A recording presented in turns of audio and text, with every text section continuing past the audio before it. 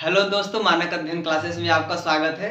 मेरा नाम प्रदीप चौहान और अभी तक हम लोग पढ़ चुके हैं आनुवंशिकता की शब्दावली। आनुवंशिकता की शब्दावली में कुछ शब्द थे जैसे कि जीन क्या होता है, कारक क्या होता है, युग्म विकल्पी क्या होता है। उन सब शब्दों के बारे में हमने पढ़ा और उसे अच्छे से समझा, जो इस चैप्टर को समझने के लिए आवश्यक थे। तो आज हम पढ़ेंगे ग्रेगर जर्मेंडल ने जो नियम दिया था उसके बारे में। ग्रेगर जॉन मेंडल के आनुवंशिकता के नियम।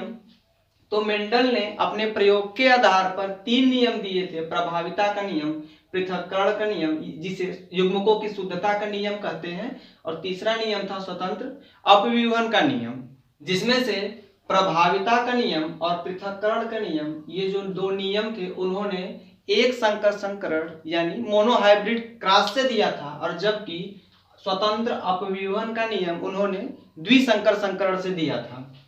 तो प्रभाविता का नियम क्या था कि जब परस्पर विपरीत लक्षणों वाले पौधों के बीच संकरण कराया जाता है तो F1 पीढ़ी की संतानों में जो लक्षण प्रदर्शित होते हैं उसे प्रभावी लक्षण, तथा F1 पीढ़ी की संतानों में जो लक्षण प्रभावित नहीं होते हैं उसे अप्रभावी लक्षण कहते हैं। तो इसमें हम समझ लेते हैं कि प्रभावी लक्षण कैसे दिखते थे, मतलब उन्होंने जो एक्सपेरिमेंट में से जो निष्कर्ष निकाले थे, जो नियम दिए थे, वो कैसे दिए थे। तो उसको समझने के लिए हमें समझना पड़ेगा कि एक संकर संकरण क्या होता है, और एक संकर संकरण के आधार पे ही ये जो 2 नियम दिए गए थे, प्रभाविता का नियम और पृथक्करण का नियम। तो एक संकर संकरण क्या होता है, जब एक एक लक्षणों को लेकर संकरण कराया जाता है तो उसे एक संकर संकरण कहते हैं। जैसे उदाहरण देख लेते हैं। ग्रेगर जॉन मेंडल ने किया क्या कि उन्होंने शुद्ध लंबा पौधा लिया, कैपिटल टी, तथा उन्होंने शुद्ध बौना पौधा लिया।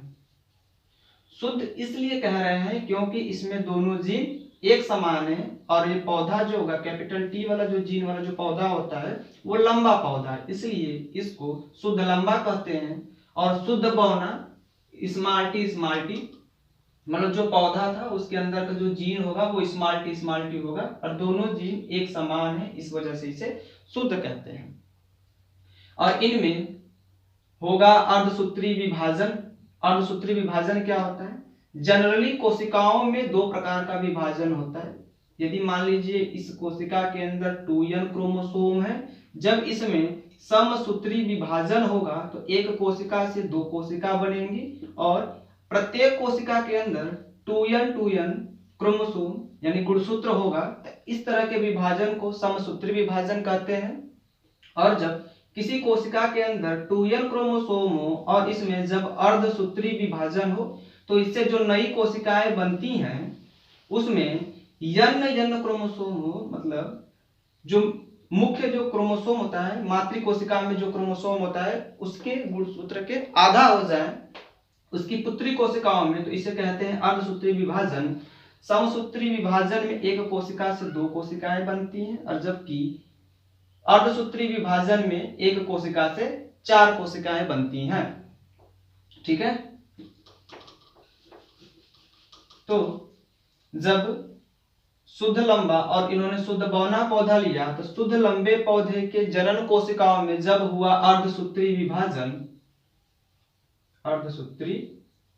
विभाजन तो इसमें जो युग्मक बनेंगे, गेमिट्स बनते हैं, उन गेमिट्स में समान लक्षण के जो जीन होते हैं एक गेमिट में एक जाता है। यदि ये जो जनन कोशिकाओं में उसके अंदर जो गुणसूत्र थे टी थे, जो जीन थे गुणसूत्र के ऊपर वो कैपिटल टी थे, तो इनसे जो गेमिट बनेंगे उनमें ये जीन अलग अलग गेमिट में चले जाएंगे। एक गेमिट में कैपिटल टी और दूसरे गेमिट में कैपिटल टी। यदि दोनों गेमिट में ये दोनों जीन समान है तो इसमें से कोई एक गेमिट हम ले लेते हैं। तो शुद्ध लंबा पौधा उसके जनन कोशिकाओं में जब अर्धसूत्री विभाजन होता है तो उसमें जो गेमिट बनते हैं वो कैपिटल टी बनता है। और शुद्ध बौना पौधा में जब अर्धसूत्री विभाजन होगा, शुद्ध बौना पौधा के जब जनन कोशिकाओं में अर्धसूत्री विभाजन होगा तो इस पे स्मॉल टी गेमिट बनते हैं, ये गेमिट बनेगा इसमें। और जब कैपिटल टी और स्मॉल टी गेमिट आपस में फर्टिलाइज करते हैं, निषेचन करते हैं, तो कैपिटल टी स्मॉल टी पौधा प्राप्त होता है। यदि मान ले ये जो कैपिटल टी और स्मॉल टी पेरेंट्स थे, तो ये जो नया पौधा प्राप्त होगा कैपिटल टी स्मॉल टी, ये F1 पीढ़ी का पौधा होता है, अगली पीढ़ी का पौधा होता है। इसको फर्स्ट जनरेशन या प्रथम पीढ़ी कहते हैं। तो इस प्रथम पीढ़ी का जो पौधा होता है, इस पे जो कैपिटल टी जीन है इसका लक्षण दिखता है, जबकि स्मॉल टी जीन का लक्षण नहीं दिखता। इसी वजह से कैपिटल टी जीन को प्रभावी जीन कहते हैं। ये जो जीन है वो प्रभावी जीन है और स्मॉल टी जीन अप्रभावी जीन है। प्रभावी जीन के कारण जो लक्षण दिखता है उसे प्रभावी लक्षण, अप्रभावी जीन के कारण होता क्या है कि इसका लक्षण प्रदर्शित नहीं होता। जब ग्रेगर जान मेंडल ने कैपिटल टी स्मॉल टी का जब क्रॉस कराया तो F1 पीढ़ी में कैपिटल टी स्मॉल टी पौधा प्राप्त हुआ। और कैपिटल टी स्मॉल टी जो पौधा प्राप्त हुआ, इसमें जो पौधा था वो शुद्ध लंबा तो नहीं था, लेकिन ये जो पौधा है ये संकर लंबा था। संकर लंबा कहने का मतलब ये है कि इसमें दो जीन है, इसमें क्रॉस कराया गया। इसमें जो पौधा है कैपिटल टी स्मॉल टी है, तो इसमें कैपिटल टी का लक्षण तो दिखता है, ये पौधा लंबा तो दिखता है, और स्मॉल टी का लक्षण नहीं दिखता। जिसका लक्षण नहीं दिखता वो अप्रभावी लक्षण, और जो लक्षण दिखता है उसे प्रभावी लक्षण कहते हैं। यहां से आया था ग्रेगर जान मेंडल का ये पहला नियम, जिसे प्रभाविता का नियम कहते हैं, कि जब शुद्ध लंबा और शुद्ध बौना पौधा का जब क्रॉस कराया जाता है तो F1 पीढ़ी में जो लक्षण दिखेगा उसे प्रभावी लक्षण, और जो लक्षण नहीं दिखेगा उसे अप्रभावी लक्षण कहते हैं। उसके बाद यदि ये जो बीज प्राप्त हुआ है कैपिटल टी स्मॉल टी, इसमें जब होने दे स्वपरागण होने दे, तो जो मटर का पौधा होता है, मटर के पौधे के ऊपर जो पुष्प लगेगा, एक ही पुष्प के अंदर मेल पार्ट और फीमेल पार्ट दोनों होता है। तो इसके मेल पार्ट में जो जीन होगा, फीमेल पार्ट में भी वही जीन होगा, क्योंकि कैपिटल टी स्मॉल टी एक पौधे में है, तो उसमें जो पुष्प लगेंगे मेल और फीमेल पार्ट दोनों एक ही जीन होगा। तो मेल पार्ट का जीन होगा कैपिटल टी स्मॉल टी और फीमेल पार्ट का भी जीन होगा कैपिटल टी स्मॉल टी। और यदि इसमें जो अर्धसूत्री विभाजन होगा और जो गेमिट बनेंगे वो बनेगा कैपिटल टी और स्मॉल टी। इस बार जो दोनों गेमिट बनेंगे वो अलग अलग बनेंगे। फीमेल में जो दोनों गेमिट बनेंगे वो बनेंगे कैपिटल टी और स्मॉल टी। यदि ये जो गेमिट है कैपिटल टी, यदि इस कैपिटल टी गेमिट से फर्टिलाइज करता है तो जो बीज बनेंगे उसमें जो जीन होगा वो होगा कैपिटल टी। यदि ये कैपिटल टी इस स्मॉल टी वाले जीन वाले गेमेट से यदि फर्टिलाइज करता है तो बीज बनेगा कैपिटल टी स्मॉल टी। और यदि ये स्मॉल टी इस कैपिटल टी वाले जीन से फर्टिलाइज करे तो जो बीज बनेगा उससे जो पौधा उत्पन्न होगा वो कैपिटल टी स्मॉल टी उसके अंदर जीन होगा। और यदि स्मॉल टी इस स्मॉल टी वाले से फर्टिलाइज करे तो उसके अंदर जो जीन होगा वो स्मॉल टी होगा। ये जो बीज उत्पन्न हुए हैं इनको F2 पीढ़ी के बीज कहते हैं, या इनसे बीज को बोने पर जो पौधे उत्पन्न होंगे उन्हें F2 पीढ़ी के पौधे कहते हैं। यदि F2 पीढ़ी के पौधों में लक्षण प्रारूप देखा जाए, फिनोटाइप देखा जाए, फिनोटाइप क्या होता है? किसी पौधे को दूर से देखकर जो लक्षण मतलब दिखने पर जो लक्षण दिखते हैं उसे फिनोटाइप कहते हैं, कि दूर से देख के बता दे पौधा लंबा है कि बौना है। तो F1 पीढ़ी के जो ये पौधे प्राप्त हुए इनको देखा जाए तो ये पौधा लंबा था, ये भी पौधा लंबा था, ये भी पौधा लंबा था, और ये पौधा बौना था। ये शुद्ध लंबा था, ये दोनों संकर लंबे थे। लेकिन हम पौधे को जब दूर से देख रहे तो हम यही नहीं बता सकते कि पौधा शुद्ध लंबा था कि संकर लंबा है। तो फिनोटाइप में 3 पौधे लंबे थे और एक पौधा बौना था। यदि इनके जीन को देख के बात करें, जीनोटाइप के बारे में बात करें, जीनोटाइप, तो जीनोटाइप वो होता है जब उनके हम जीन को देखकर बात करते हैं। तो यहाँ पे एक जीन, एक पौधा था जिसके अंदर जीन था कैपिटल टी, दो पौधे थे जिसके अंदर जीन था कैपिटल टी स्मॉल टी, और एक पौधा था जिसके अंदर था जीन स्मॉल टी। तो ये रेशियो प्राप्त होता है फिनोटाइप और जीनोटाइप का, कि फिनोटाइप का रेशियो होता है 3:1 और जीनोटाइप का रेशियो होता है 1:2:1। ठीक है, तो इसका स्क्रीनशॉट ले लीजिए। तो फिर आगे चलते हैं। मेंडल के दूसरे नियम को पृथक्करण का नियम कहते हैं। इस नियम के अनुसार किसी भी जीन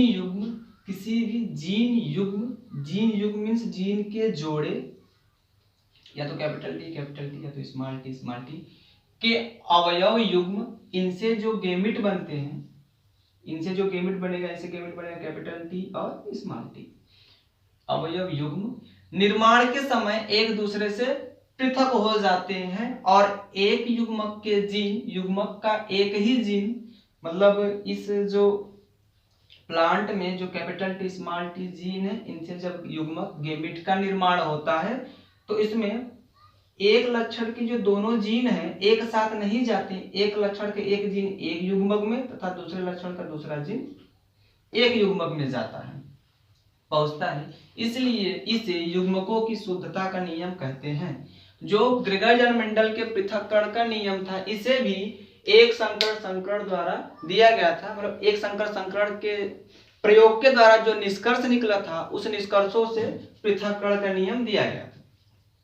ठीक है, तो एक बार फिर से समझ लेते हैं। एक संकर संकरण, जब शुद्ध लंबा और शुद्ध बौना पौधा था, इनमें गेमिट बने, इसमें गेमिट बनेगा कैपिटल टी, इसमें गेमिट बनेगा स्मॉल टी। जब इन दोनों में निषेचन कराया गया तो जो F1 पीढ़ी में पौधा प्राप्त होता है, कैपिटल टी स्मॉल टी पौधा प्राप्त होता है। इसमें कैपिटल टी का लक्षण प्रभावी होता है और स्मॉल टी का लक्षण अप्रभावी होता है। इस वजह से F1 पीढ़ी का जो पौधा होता है वो लंबा होता है। और यदि F1 पीढ़ी के इस पौधे के पुष्प में स्वपरागण होने दिया जाए, स्वपरागण होने दिया जाए, तो एक पौधे के एक ही पुष्प के अंदर मेल पार्ट और फीमेल पार्ट होते हैं, तो दोनों के अंदर के जीन समान होंगे। इसके अंदर जीन है कैपिटल टी स्मॉल टी और फीमेल के अंदर भी जीन होगा कैपिटल टी स्मॉल टी। और यदि इसमें इनके मेल पार्ट में अर्धसूत्री विभाजन होने दिया जाए तो मेल पार्ट में जो गेमिट बनेंगे कैपिटल टी स्मॉल टी बनेगा और फीमेल पार्ट में गेमिट बनेगा कैपिटल टी स्मॉल टी।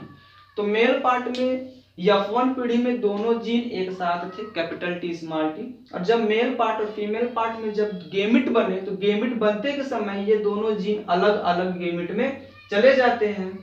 और जब फर्टिलाइजेशन होता है इनमें तो कुछ पौधे कैपिटल टी दिखते हैं, कुछ पौधे कैपिटल टी स्मॉल टी और कुछ पौधे स्मॉल टी दिखते हैं। तो यहाँ पे F1 पीढ़ी में दोनों जीन एक साथ थे, जबकि F2 पीढ़ी में दूसरे जनरेशन में कैपिटल टी अलग पौधे में हो गया और स्मॉल टी अलग पौधे, मतलब ये दोनों जीन एक दूसरे से पृथक हो गए, इसलिए इसे कहते हैं पृथक्करण का नियम। और यहाँ पे जब युग्मक का निर्माण होता है तो जो ये युग्मक होते हैं वो उस जीन के लिए शुद्ध होते हैं। एक युग्मक में लक्षण के कैपिटल टी स्मॉल टी दो जीन थे, उसमें से कोई एक ही जीन आएगा, इसीलिए इसे कहते हैं युग्मकों की शुद्धता का नियम। ठीक है, इसके बाद तीसरा नियम है स्वतंत्र अपविभन का नियम, जिसे मेंडल ने द्विसंकर संकरण के प्रयोग द्वारा दिया था। ठीक है, तो इसका स्क्रीनशॉट ले लीजिए। तो फिर आगे बढ़ते हैं। ग्रेगर जान मेंडल का तीसरा नियम स्वतंत्र अपविभन का नियम द्विसंकर संकरण से दिया गया था। द्विसंकर संकरण से जो निष्कर्ष निकलते हैं उन निष्कर्षों से स्वतंत्र अपविभन का नियम दिया गया था। द्विसंकर संकरण क्या होता है? जब दो तुलनात्मक लक्षणों का लेकर उनको क्रॉस कराकर उनका अध्ययन किया जाता है तो उसे द्विसंकर संकरण कहते हैं। जैसे उदाहरण में देख लें,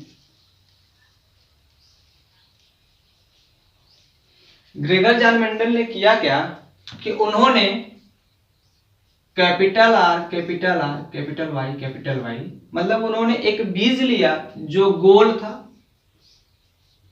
गोल, और दोनों उसके जो जीन थे कैपिटल R था, शुद्ध गोल था, शुद्ध गोल और शुद्ध पीला। उन्होंने बीज लिया, मतलब उन्होंने एक बीज लिया जो शुद्ध गोल था और उस बीज का कलर पीला था, और उन्होंने एक दूसरा बीज लिया जो झुर्रीदार था, झुर्रीदार और हरा बीज था, झुर्रीदार और हरा। ग्रेगर जॉन मेंडल ने अपने एक संकर संकरण में एक एक लक्षणों को लेकर क्रॉस कराया था, और उन्होंने द्विसंकर संकरण में दो दो लक्षणों को लेकर क्रॉस कराया था। तो जब दो दो लक्षणों को लेकर जब क्रॉस कराया जाता है, उसका अध्ययन किया जाता है, तो उसे द्विसंकर संकरण कहते हैं। जिससे कि उन्होंने शुद्ध गोल और शुद्ध पीला बीज लिया, कैपिटल आर कैपिटल वाई बीज लिया जो गोल था और पीला था, और उन्होंने एक बीज लिया जो झुर्रीदार था, कुछ ऐसे झुर्रीदार था और हरा बीज था, ये भी बिल्कुल शुद्ध थे, शुद्ध झुर्रीदार और शुद्ध हरा।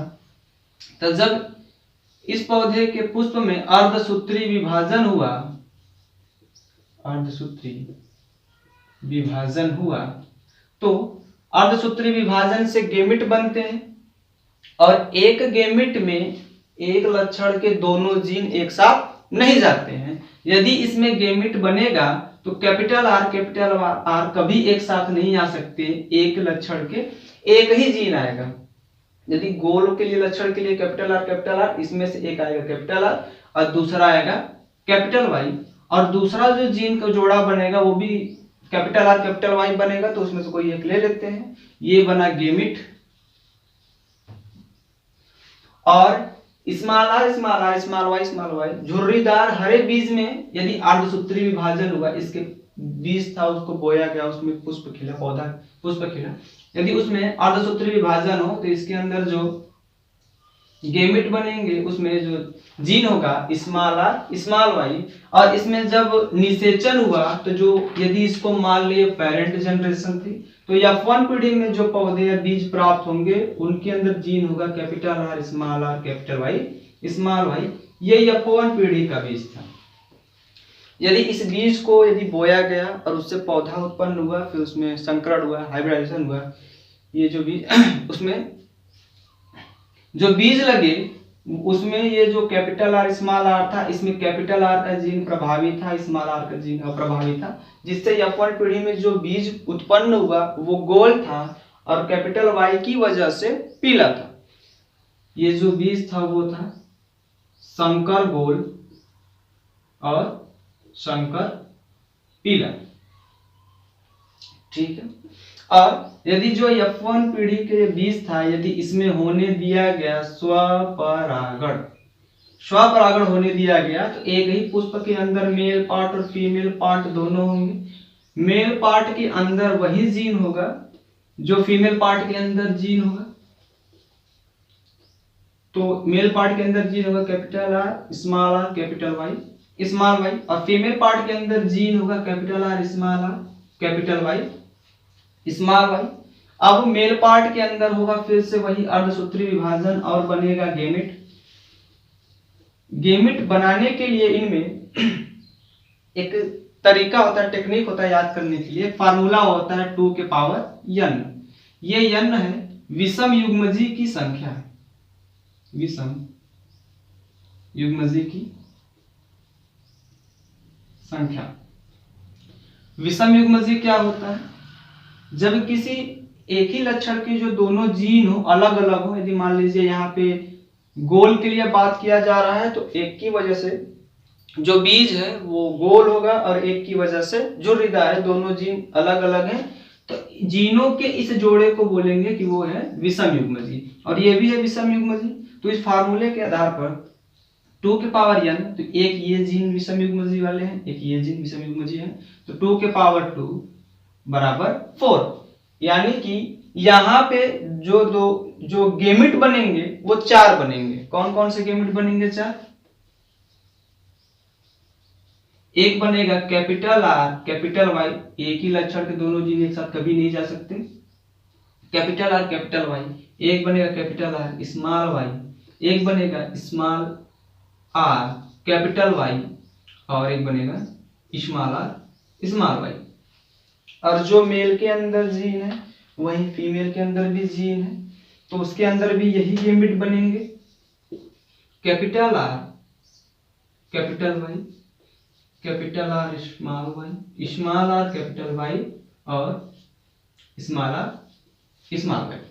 ठीक है, तो इसका स्क्रीनशॉट ले लीजिए। तो फिर इधर बढ़ते हैं आगे।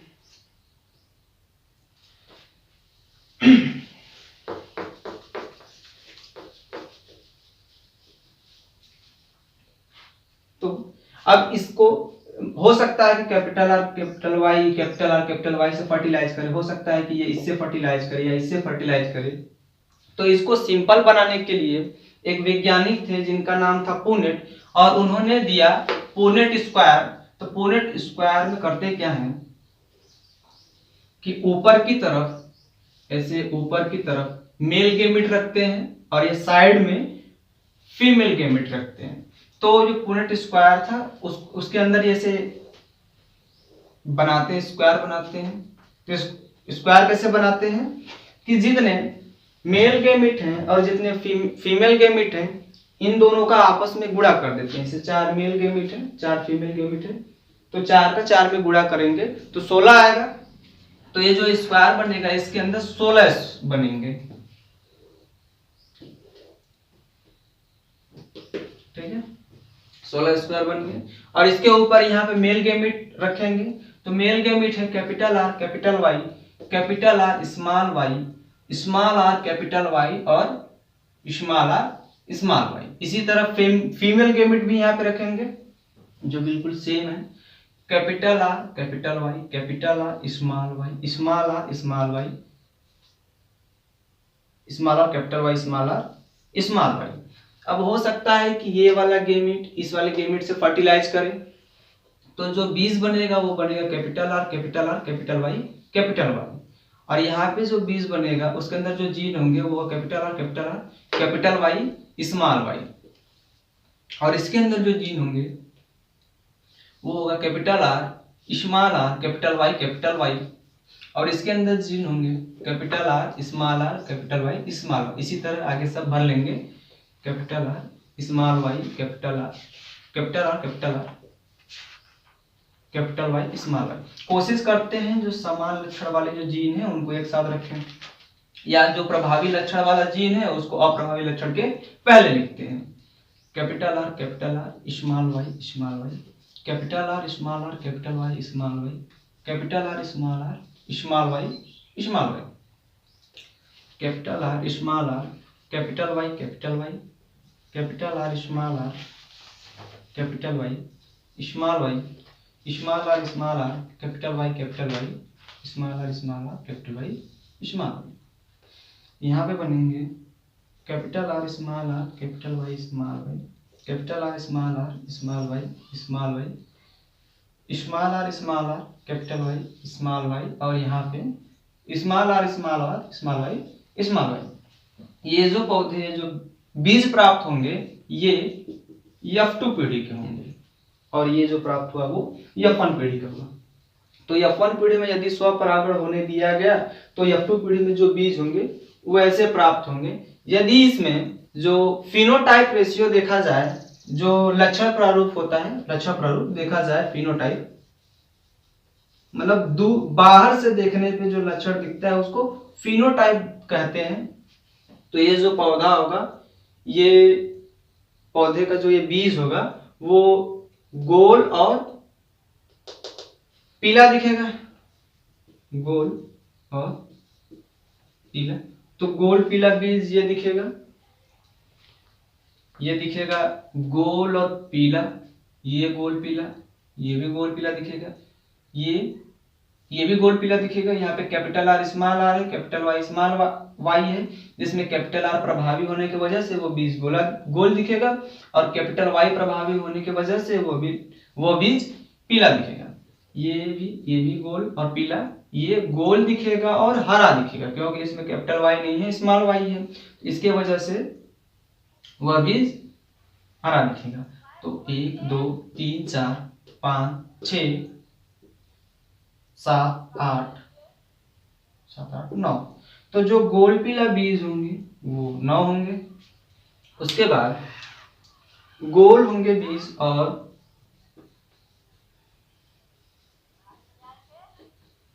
हरे बीज होंगे, गोल और हरे बीज। तो गोल हरे बीज कितने होंगे, गोल और हरा, तो ये हो गया गोल हरा, ये भी होगा गोल हरा, 1 2 2 3। तो जो गोल और हरे बीज होंगे वो होंगे 3, और गोल झुर्रीदार और पीले बीज, झुर्रीदार और जो पीले बीज होंगे वो कितने होंगे, झुर्रीदार और पीले, 1 2 3।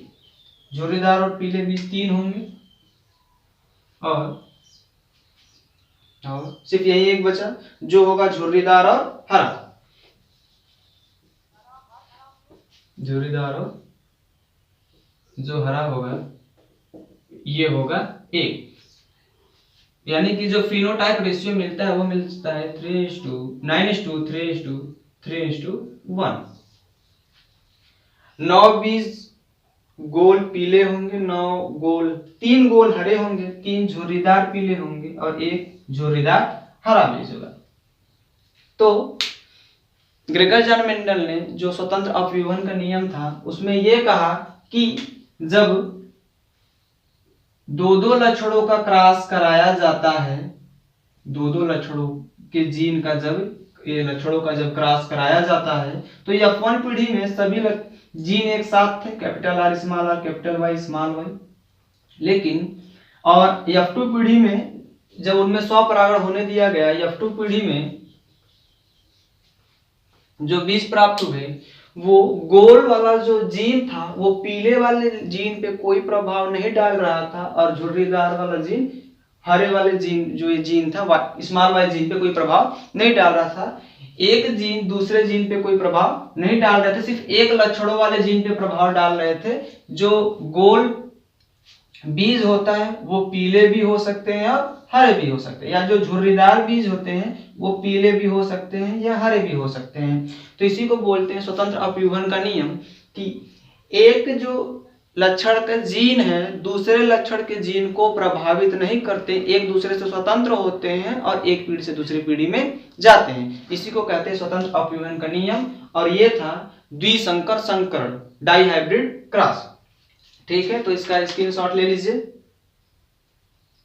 ठीक है, तो क्लास 10th में मेनली ग्रेगर-जान मेंडल के जो 3 नियम थे इसमें से कोई एक नियम पूछा जाता है, या तो एक संकर क्रॉस या द्विसंकर क्रॉस या ग्रेगर-जान मेंडल के जो तीनों नियम हैं ये बहुत इंपॉर्टेंट है।